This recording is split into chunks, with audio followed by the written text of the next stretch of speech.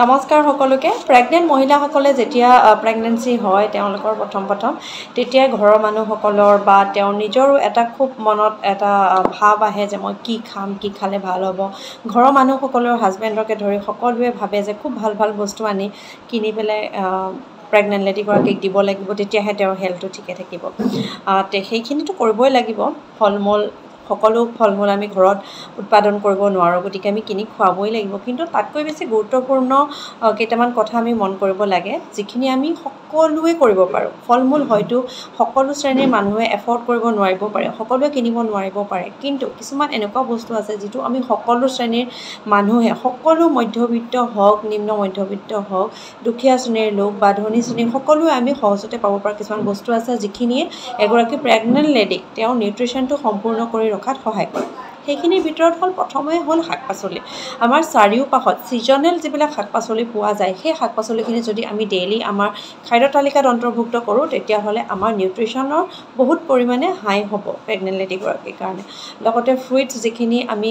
বজাৰৰ পৰা কিনো সেইখিনিতো আছেই বাকী যিখিনি আমাৰ ঘৰৰ ওচৰে পাজৰে যিখিনি আমি ফল-মূল পাওঁ মধুৰি আম পাওঁ কল পাওঁ লোকেল যিবিলাক ফল-মূল পাওঁ ছিজনত যিবিলাক আমাৰ ফল-মূল ওচৰে পাজৰে উপলব্ধ হৈ থাকে সেই গোটেই ফলমূলখিনি আমি খাবলৈ চেষ্টা কৰিব লাগে কিনা ফলমূলতকৈ ছিজনেল যিখিনি ফলমূল আমাৰ আছে ওচৰত উৎপাদন হয় সেইখিনি আমি যদি খাব পাৰোঁ তেতিয়াহ'লে তাত সাৰৰ মাত্ৰাও কম থাকে আৰু ভেজালৰ মাত্ৰাও কম থাকে গতিকে আমি বেছি লাভ উঠাব পাৰোঁ তাৰ পৰা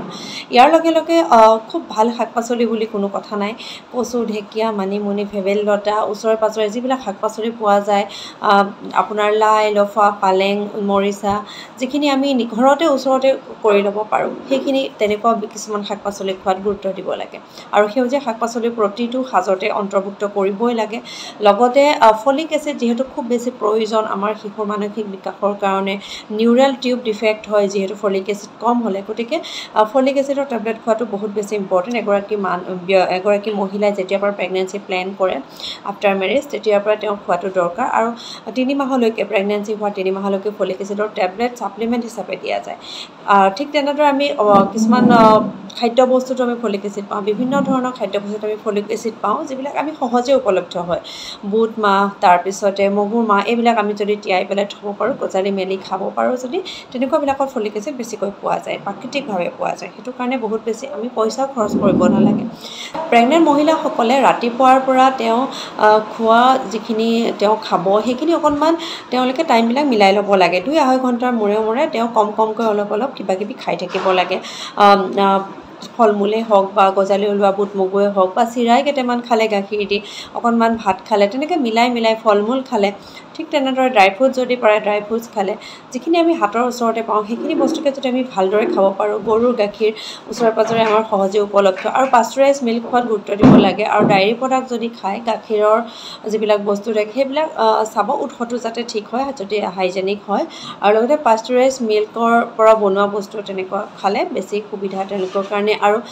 কি হয় খুব ভালদৰে সিজোৱা বস্তুহে খাব লাগে তেওঁলোকে মাছ মাংস কণী ভালদৰে সিজাইহে খাব লাগে ভালদৰে কুক নকৰা বস্তু যদি খোৱা যায় তেওঁলোকৰ